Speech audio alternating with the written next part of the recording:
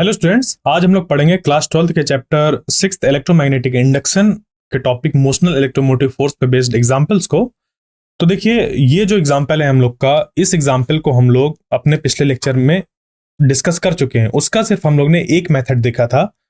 आज हम लोग उसको, इसी एग्जाम्पल को यानी कि सॉल्व करेंगे एक नए मेथड से, जहां पर कि हम लोग चेंजिंग एरिया की वजह से, चेंज इन एरिया की वजह से चेंज इन मैग्नेटिक फील्ड और चेंज इन एरिया की वजह से चेंज इन फ्लक्स को हम लोग देखेंगे कि, और फिर इसकी वजह से चेंज इन फ्लक्स में तो हमारा फिर ईएमएफ इंड्यूस होता है। तो इस तरीके से ये अप्रोच रहेगी हम लोग की। जो पहली अप्रोच थी वो हमारी लॉरेंट फोर्स वाली थी, जिसको कि हम लोग ने पहले ही यूज कर लिया है। अब हम अपनी दूसरी अप्रोच को अप्लाई करेंगे और फिर आगे देखेंगे कि इसको कैसे सॉल्व करना है। तो एक बार इसको पढ़ लेते हैं एग्जाम्पल को, कि एग्जाम्पल में क्या कह रहा है। तो a metallic rod of 1 meter length is rotated with a frequency of 50 revolutions per second, with one end hinged at the center and the other end at the circumference of a circular metallic ring of radius 1 meter, about an axis passing through the center and perpendicular to the plane of ring. A constant and uniform magnetic field of 1 Tesla parallel to the axis is present everywhere. What is the EMF between the center and the metallic ring? कुछ समझ पे आया? नहीं आया। क्यों नहीं आया? क्योंकि यहां से हम लोगों ने एक बार में यहां से यहां तक पढ़ लिया। तो कभी भी क्वेश्चन को ऐसे नहीं पढ़ते हैं, ठीक है। मैंने जानबूझ के ऐसे पढ़ा ताकि आपको समझ पाए कि आप गलती क्या करते हैं, आप पढ़ते ही क्वेश्चन को ऐसे हैं। तो ऐसे क्वेश्चन को कभी नहीं पढ़ा जाता है। हमेशा क्वेश्चन को ब्रेक करके पढ़िए, ठीक है। कैसे ब्रेक करके? देखिए, इस पे इतनी ज्यादा इंफॉर्मेशन हो जाती है कि हमारा जो ब्रेन है उसको होल्ड ही नहीं कर पाता, क्योंकि हमारी ब्रेन की जो, एक तरीके से कह लीजिए, जो रैम है वो बहुत थोड़ी सी होती है। आप अपने चारों तरफ जाने कितनी चीजें देखते हैं, तुरंत भूल जाते हैं, ठीक है। उसमें से कुछ ही चीजें याद रखती हैं जो आपके इंटरनल हार्ड डिस्क में पहुंच जाती हैं, वरना सारी चीजें भूलती जाती हैं। सुबह से आपने क्या क्या नहीं देखा होगा आंखों के सामने, बट और क्या कौन कौन सी आवाजें गई होंगी, बट सब कुछ भूल गए ना, ठीक है। तो इसी वजह से यहाँ ये क्वेश्चन भी पढ़ते वक्त कुछ ऐसा ही होता है। तो हमें क्या करना होता है, इस सारी इंफॉर्मेशन को उठाकर डायग्राम बनाते हुए डायग्राम में इसको रिप्रेजेंट कर लेना होता है, ताकि एक बार में सारी चीजें समझ पे आ जाए। तो देखो क्या है कि a metallic rod of 1 metre length. तो यहां पर मेटेलिक रॉड ढूंढो, ये है मेटेलिक रॉड, ठीक है। एक मेटेलिक रॉड है कितना, 1 मीटर लेंथ का।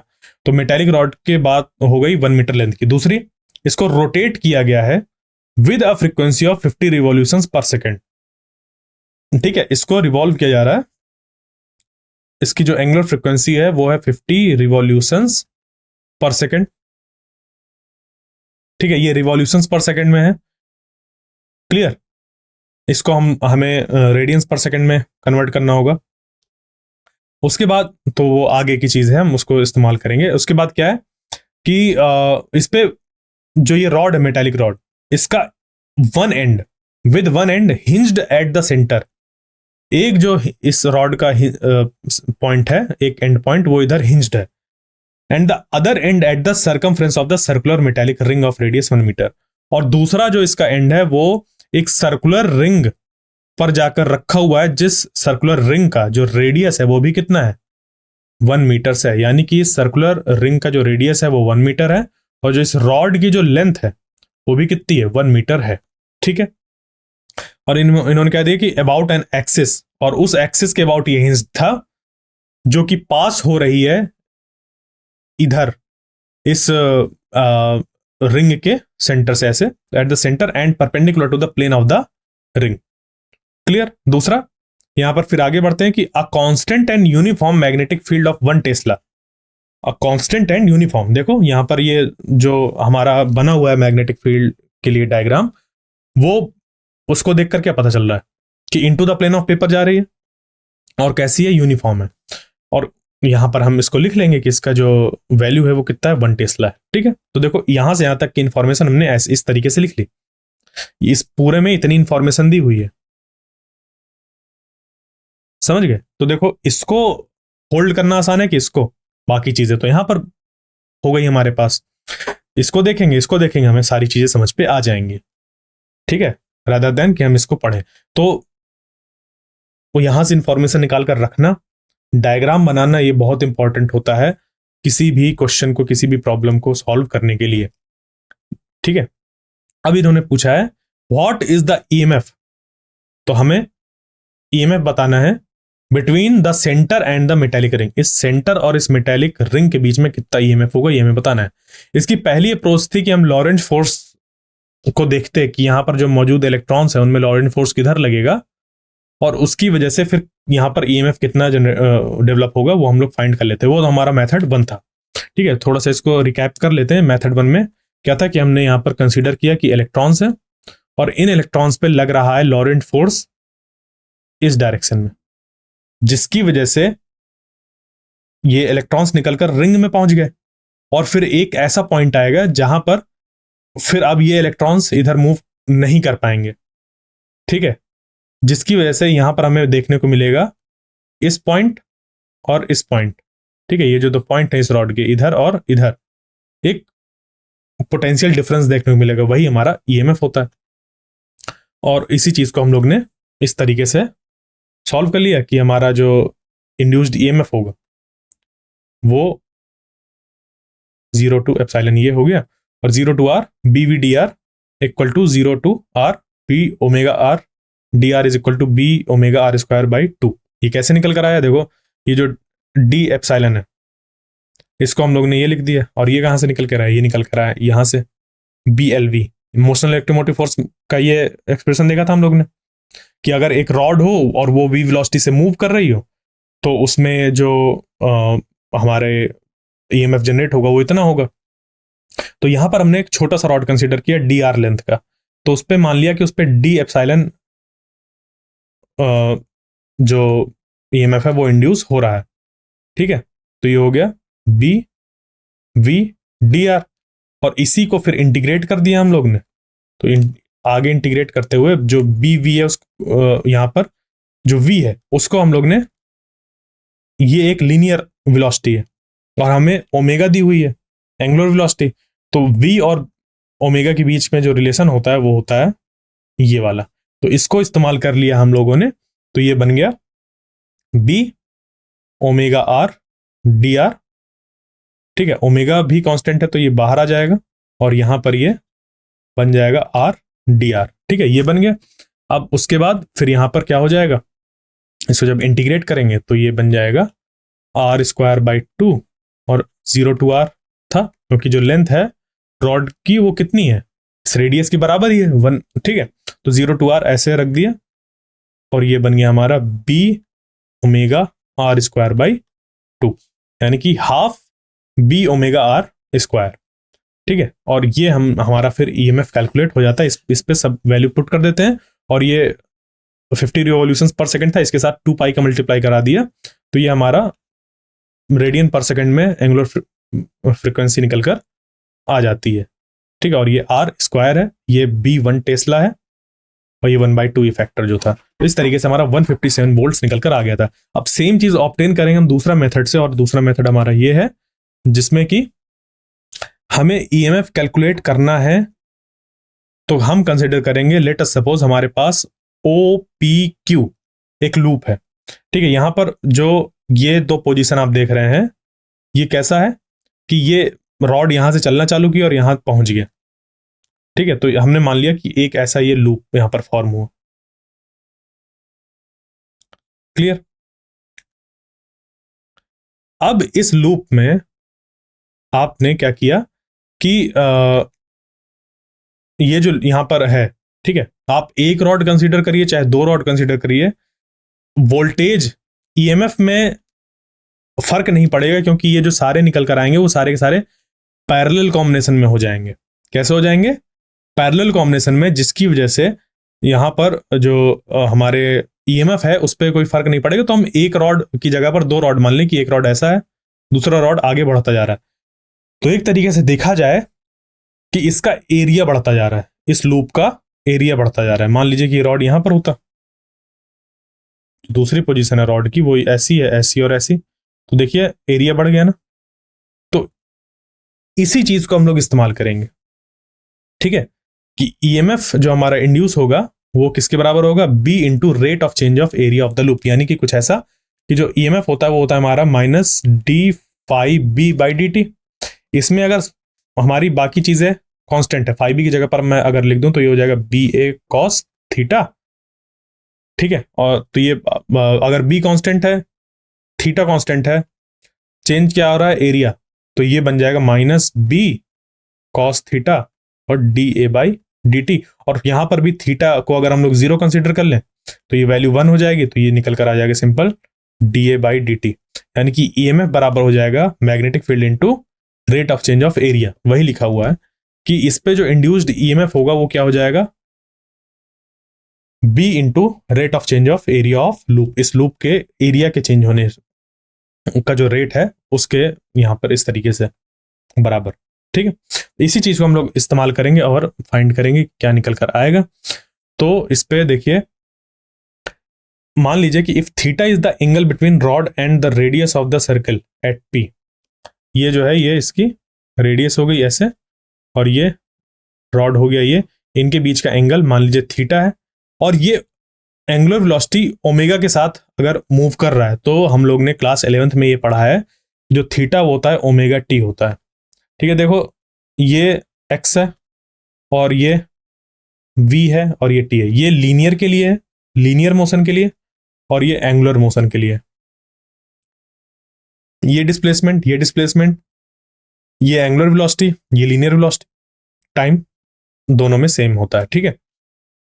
तो वही चीज यहां पर लगा दी कि theta is equal to omega T, angular displacement हो रहा है और ये हो गया किसका, ओमेगा टी के बराबर। तो अब देखो इसका मान लो कि हम अगर इस वाले का हम एरिया अगर निकालें, इस वाले का एरिया अगर हम निकालें तो निकाल सकते हैं कैसे, इसका एरिया हो जाएगा हम लोग का, देखो टोटल सर्कल का एरिया होता है अगर पाई आर स्क्वायर, ठीक है। जब हमारे पास 2 पाई टोटल यहां से यहां तक अगर कोई चीज मूव करती है तो 2 पाई होता है, तो 2 पाई का एरिया जो होता है वो होता है पाई आर स्क्वायर। और अगर हम सिर्फ इस पे से थीटा एंगल की बात करें, देख रहे हो यहां से अगर मान लो कोई चीज रोटेट करती है यहां से यहां तक जाती है, तो कितना उसने रोटेशन किया, 2 पाई रोटेशन किया। तो 2 पाई रोटेशन में जो एरिया है वो कितना है, पाई आर स्क्वायर, ठीक है। और इसी में अगर हम चाहें तो इसको लिख सकते हैं कि थीटा में कितना होगा, थीटा में कितना होगा, तो इसका जब क्रॉस मल्टीप्लाई करेंगे तो ये बन जाता है हमारा pi r square theta divided by 2 pi, ठीक है। ये सिंपली क्या बना, ये बन गया हम लोग का यूनिटरी मेथड से, एक तरीके से हमने यूनिटरी मेथड का यूज किया है कि अगर इतने में इतना तो इतने में कितना। ऑब्वियस सी बात है ये 2 पाई है और उस पर अगर एरिया इतना है और थीटा है तो चीज रिड्यूस होगी, क्योंकि यहां से ये रिड्यूस हो तो ये भी रिड्यूस होगा, तो यूनिटरी मेथड हम लोग डायरेक्ट लगा सकते हैं, डायरेक्टली प्रोपोर्शनल है क्योंकि ये, तो pi r square into theta by 2 pi, ठीक है। क्लियर हुआ। तो इस तरीके से हमारा ये निकल कर आ गया, पाई से पाई कैंसिल होके 1/2 आर स्क्वायर थीटा। तो ये क्या निकल कर आया, इस लूप का एरिया निकल कर आया, इस लूप का ये एरिया निकल कर आ गया, ठीक है। उसके बाद हम इसको पुट कर देंगे ईएमएफ वाला जो एक्सप्रेशन था B into D A by D T में, माइनस साइन हमने हटा दिया क्योंकि उसके सिर्फ मैग्नीट्यूड को देख रहे हैं हम लोग। तो B into D A by D T, तो ये कांस्टेंट है 1/2, आर स्क्वायर कांस्टेंट है, ये बाहर आ जाएगा, यहां पर थीटा चेंज हो रहा है तो ये बन जाएगा D theta by D T, और D theta by D T क्या होता है हम लोग का, ओमेगा होता है, ठीक है। जो ओमेगा होता है वो होता है D theta by D T. Similarly वैसे ही जैसे जो वेलोसिटी होती है हमारी वो होती है D x by D T, ठीक है। जो वेलोसिटी होती है वो क्या होती है, D x by D T होती है। क्लियर। तो इस हिसाब से हमारा देखो ये एक्सप्रेशन निकल कर आ गया ईएमएफ के लिए, ये ईएमएफ का एक्सप्रेशन निकल कर आ गया, और ये एक्सप्रेशन देखिए बिल्कुल सेम है उस एक्सप्रेशन से जिसको कि हम लोग ने लॉरेंट फोर्स लगाकर फाइंड किया था ईएमएफ को सेम अरेंजमेंट में, ठीक है। तो ये हमारे दो तरीके होते हैं, लॉरेंट फोर्स लगाकर फाइंड करो या डायरेक्ट हम लोग इलेक्ट्रोमैग्नेटिक इंडक्शन वाला जो फॉर्मूला है उसको लगाकर करें, ठीक है। लॉरेंट फोर्स में हम लोग कॉज को देखते हैं कि चार्ज किधर मूव कर रहा है, क्या हो रहा है, ये सब, जबकि यहां पर सिर्फ हम लोग देख लेते हैं चेंज इन फ्लक्स कैसे हो रहा है, जो चीज हो रहा है उसी को यहां पर पुट करते जाते हैं और आंसर हमारा निकल कर आ जाता है, ठीक है। तो इस तरीके से दोनों में हम लोग ने फाइंड कर लिया, ठीक है। अब चलते हैं नेक्स्ट एग्जाम्पल में और देखते हैं उसमें क्या कह रहा है। तो a wheel with 10 metallic spokes, each 0.5 metre long, is rotated with a speed of 120 revolutions per minute. तो एक व्हील है, उस व्हील में 10 मेटालिक स्पोक्स हैं। स्पोक्स यानी कि जो उसके तीलियां होती हैं। तो 1 2 3 4 5 6 7 8 9 10, ठीक है, मान लीजिए 10 इसकी तीलियां हैं। तो 10 metallic spokes each 0.5 metre long, हर एक 0.5 मीटर लॉन्ग है, यानी कि इस की जो लेंथ है वो है 0.5 metres, rotated with a speed of 120 revolutions per minute, 120 revolutions per minute है। तो इसको अगर हम लोग पर सेकंड देखें तो ये हो जाएगा 120 रिवॉल्यूशंस डिवाइडेड बाय 60 सेकंड्स, यानी कि ये निकल कर आ गया 2 रिवॉल्यूशंस पर सेकंड। ठीक है, ये हमारा हो गया ओमेगा, ये हो गया कितना हमारा ओमेगा। ठीक है, ये इसकी स्पीड हो गई, एंगुलर स्पीड। इसको जब ओमेगा बनाएंगे तो 2 पाई से मल्टीप्लाई करना पड़ेगा हमें एक्चुअली। उसके बाद फिर यहां पर देखते हैं कि ये रखा कैसे है। तो ये रखा हुआ in a plane normal to the horizontal component of earth magnetic field. तो लेट अस सपोज कि जो अर्थ की हॉरिजॉन्टल मैग्नेटिक फील्ड है वो ऐसी है, ठीक है, साउथ टू नॉर्थ। पेपर में अगर हम ड्रॉ करते हैं तो ईस्ट इधर लेते हैं, वेस्ट इधर लेते हैं, नॉर्थ इधर लेते हैं, साउथ इधर लेते हैं। तो हमने मान लिया साउथ टू नॉर्थ, ये सिर्फ अर्थ की मैग्नेटिक फील्ड होती है साउथ टू नॉर्थ। मैं इस बात को जाने कितनी बार रिपीट कर चुका हूं, कंफ्यूज मत होइएगा। तो इसके हॉरिजॉन्टल कंपोनेंट ऐसी है अर्थ की मैग्नेटिक फील्ड का। इसी में हम लोग ने क्या कर दिया, देखा कि ये एक प्लेन है हम लोग का जो कि इसके परपेंडिकुलर रखा हुआ है इस तरीके से कि जो मैग्नेटिक फील्ड है वो क्या हो रही है, इधर से जा रही है और उधर पेनेट्रेट हो रही, इधर से पेनेट्रेट हो रही है और उधर निकल रही है। ठीक है, इस तरीके से। तो ये जो व्हील रखा हुआ, ये व्हील भी इसी जगह पर इसी प्लेन में रखा हुआ है। ठीक है, मतलब इस प्लेन में ऐसे खड़ा रखा हुआ है, यानी कि अगर जो मैग्नेटिक फील्ड है वो ऐसी ऐसी है तो ये एक प्लेन है और इसी प्लेन में यहां पर हमारा जो व्हील है वो रखा हुआ है। ठीक है, यानी कि अगर जैसे हम बात करें कि ये एक व्हील है तो ये ऐसे रखा हुआ है और मैग्नेटिक फील्ड की डायरेक्शन ऐसी है। ठीक है, ये हो गया। और इसकी एच की जो वैल्यू है, यानी horizontal component of earth magnetic field का, इसकी वैल्यू है 0.4 गॉस। सॉरी, कितनी है? 0.4 गॉस। ठीक है, एट अ प्लेस, उस जगह पर जहां पे हम बात कर रहे हैं। तो what is the induced EMF between axle and the rim of the wheel? तो इसके एक्सेल और ये जो रिम है इसके बीच में कितना यहां पर हमारा ईएमएफ इंड्यूस होगा? तो देखो ये जो निकल कर आया, ये सेम निकल कर आया जिसको कि जो एक्सप्रेशन हम जो अरेंजमेंट अभी हम लोग ने देखा था कि एक यूनिफॉर्म मैग्नेटिक फील्ड थी और उस यूनिफॉर्म मैग्नेटिक फील्ड में एक रखा हुआ था एक ऐसा रिंग, और उस रिंग में यहां पर ऐसा एक रॉड था जो कि ऐसे रोटेट कर रहा था। अब देखो यहां पर 10 रॉड है। कितने रॉड हैं? 10 रॉड है। खास बात यह है कि ये 10 रॉड, तो हमें पोटेंशियल किसके किसके बीच में बताना है? इस एक्सेल और रिम के बीच में। तो इस एक्सेल और रिम के बीच में अगर हम लोग देखें, मान लो कोई भी पॉइंट चूज कर लो, यहां पर पॉइंट चूज किया, ठीक है, तो इसके और इसके बीच में जब हम पोटेंशियल डिफरेंस कैलकुलेट करेंगे तो ये जो 10 स्पोक्स हैं ये पैरेलल कॉम्बिनेशन में आ जाएंगे, यानी कि ये कुछ ऐसा बन जाएगा।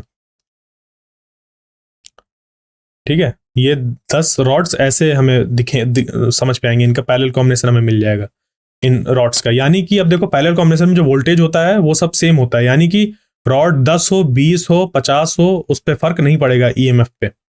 ठीक है, तो हम लोग जो अभी ये वाला निकाल कर आए थे फॉर्मूला, ठीक है, half B omega R square, इसका इस्तेमाल कर सकते हैं। और देखो ये जो गॉस होता है वो गॉस हमारा 10⁻⁴ टेस्ला के बराबर होता है। टेस्ला क्योंकि एसआई यूनिट होती है और गॉस हमारी एसआई यूनिट नहीं होती है, ये थोड़ी छोटी यूनिट होती है टेस्ला से। ठीक है, और वो होती है हमारी 10⁻⁴ टेस्ला के बराबर 1 गॉस। यानी कि जो अर्थ की मैग्नेटिक फील्ड का जो कंपोनेंट है वो है 0.4 इंटू 10⁻⁴ टेस्ला। ठीक है, तो अब इन इंफॉर्मेशन का यूज करके हमें फाइंड करना है। तो सिंपली क्या करेंगे, देखो इंड्यूस्ड ईएमएफ के लिए एक्सप्रेशन ये इस्तेमाल करेंगे। क्यों इस्तेमाल करेंगे बता दिया, 10 स्पोक्स हैं बट सब के सब बिहेव करेंगे ऐसा कि सबके सब पैरेलल कॉम्बिनेशन में है, तो जो ईएमएफ है, ईएमएफ की वैल्यू सेम ही रहेगी क्योंकि पैरेलल कॉम्बिनेशन में है। तो जो एक स्पोक वाला था, एक रॉड वाला जो फॉर्मूला था, उसको हम लोग इस्तेमाल कर लेंगे। तो half omega B R square ये हो गया, हाफ की जगह हाफ, ओमेगा की जगह पर आ जाएगा 4 पाई इंटू 0.4 इंटू 10⁻⁴। ये पूरा हमारा बन गया। उसके बाद 0.5 का यहाँ पर स्क्वायर हो जाएगा, ठीक है, 0.5 का स्क्वायर हो गया, क्लियर। और फिर उसके बाद यहाँ पर हम लोग जो इंड्यूस्ड ईएमएफ निकल कर आएगा वो इतना निकल कर आएगा। सिंपल अब मैथमेटिक्स रह गई, ठीक है। तो यहाँ पर भी मेंशन है जैसे कि हमारा जो इस नंबर ऑफ स्पोक्स होता है वो इमैटेरियल होता है इस तरीके से ईएमएफ कैलकुलेट करने के लिए, क्योंकि स्पोक्स सब के सब पैरेलल कॉम्बिनेशन में कनेक्टेड होते हैं, ठीक है। तो इस तरीके से हम लोग ने जो मोशनल इलेक्ट्रोमोटिव फोर्स वाला अपने इस चैप्टर का हिस्सा था उसको हम लोग ने फिनिश कर लिया। तो आई होप जो आपको ये चीजें थी वो समझ पे आई होंगी। नेक्स्ट लेक्चर में हम लोग एक नए टॉपिक को लेकर चलेंगे जो कि हमारा होता है इंडक्टेंस। क्या होता है? इंडक्टेंस। इंडक्टेंस हम लोग का एक ऐसी प्रॉपर्टी होती है, वो अपना रोल तब प्ले करती है जब कहीं पर इलेक्ट्रोमैग्नेटिक इंडक्शन हो रहा था। तो देखो, इलेक्ट्रोमैग्नेटिक इंडक्शन, इंडक्शन, इंडक्टेंस, ये कुछ रिलेटेड है। थोड़ा सा इसको एक ब्रॉड पिक्चर बनाने के लिए आप ऐसा समझ सकते हैं जैसे कि कैपेसिटर था, कैपेसिटर एक डिवाइस था। ये क्या था? डिवाइस। और इसकी जो प्रॉपर्टी थी वो थी कैपेसिटेंस, ठीक है। इसी तरीके से इंडक्टेंस जो है वो एक प्रॉपर्टी है और इसका जो डिवाइस होता है वो होता है इंडक्टर। क्या होता है? इंडक्टर, जिसको कि हम लोग नेक्स्ट चैप्टर में बहुत अच्छे तरीके से पढ़ेंगे इंडक्टर्स के बारे में।